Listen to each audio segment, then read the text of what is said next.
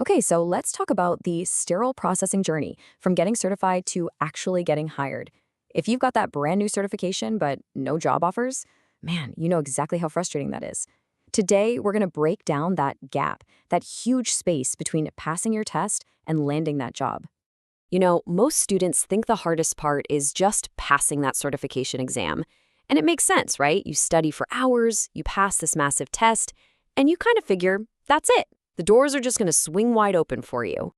But then reality hits. And for way too many people, it turns out that certification, it's not the finish line. It's actually just the starting line.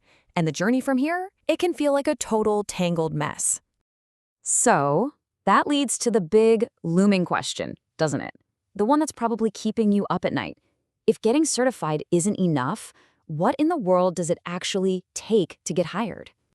All right, let's dive into that. First up, what happens after certification? We're going to navigate this tricky gap between passing the test and actually getting that job. And this really shows it perfectly, doesn't it? On one side of the canyon, you're certified. All the way over on the other side is where you want to be, hired. And right in the middle, there's this massive, intimidating gap. Listen, if you're standing in that gap right now and you're feeling stuck, maybe a little confused or lost, I need you to hear this. You are so not alone. This is a super common feeling. It's a normal part of the process. Okay, so what is the real barrier to entry then? Well, the key to getting across that gap is all about shifting your focus. It's not about what you know anymore. It's about what you believe. And I bet some of these doubts sound pretty familiar, right? That little voice in your head that says, I don't know if I'm ready. Or maybe I'm just not good enough yet. Or the big one, maybe I just need more experience. See, that internal monologue, that's the real roadblock. And this is where things get really interesting. We almost always think we have an experience problem. If I just had more hands-on time, I'd be fine. But what if it's not that at all? What if it's actually a belief system problem? It's not about the hours you've logged. It's about whether deep down you truly believe you're capable of doing the job. So what do we even mean by a belief system? Well, think of it like the operating system on your computer. It's the background program that everything else runs on. If your system is running on, I can do this, you're going to act with confidence. But if it's running on, I don't think I can, you're going to hesitate. And trust me, that hesitation shows up in everything. Your resume, your interviews, your externships, all of it. Okay, so if the real problem is our belief system, then the solution isn't just to try harder. That's not going to work.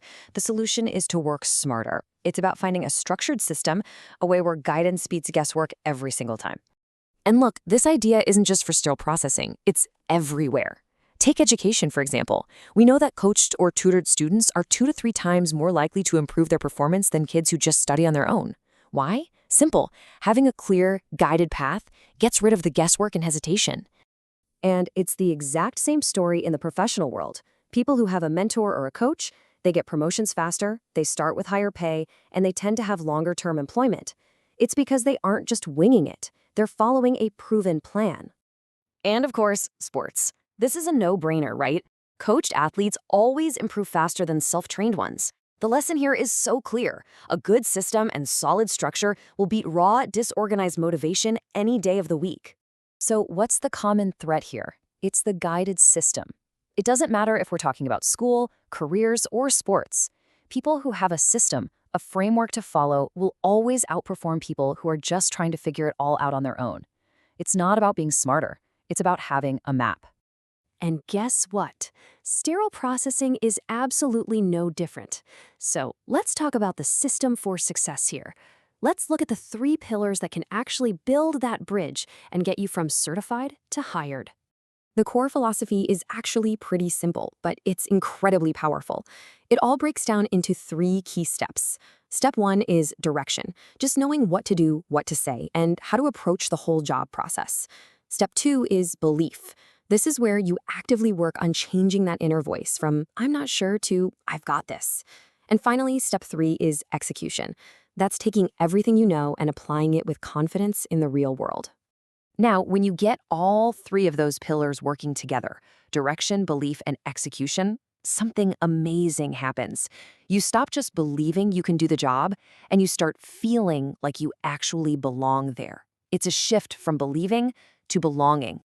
And that's the transformation, right there. You go from before, where you're saying, well, I finished my training, to after, where you get to say, I got hired. That's the whole point. That's the destination. So when you boil it all down, the real difference maker, the thing that gets you unstuck and gets you hired, it isn't just about putting in more effort. It's about combining that effort with the right direction, a solid belief in yourself, and the confidence to execute. And that brings us to the final thought I want to leave you with. If you're in that gap we've been talking about, I want you to really think about this. What's the one belief that's holding you back right now? Because figuring that out and changing it, well, that could change absolutely everything.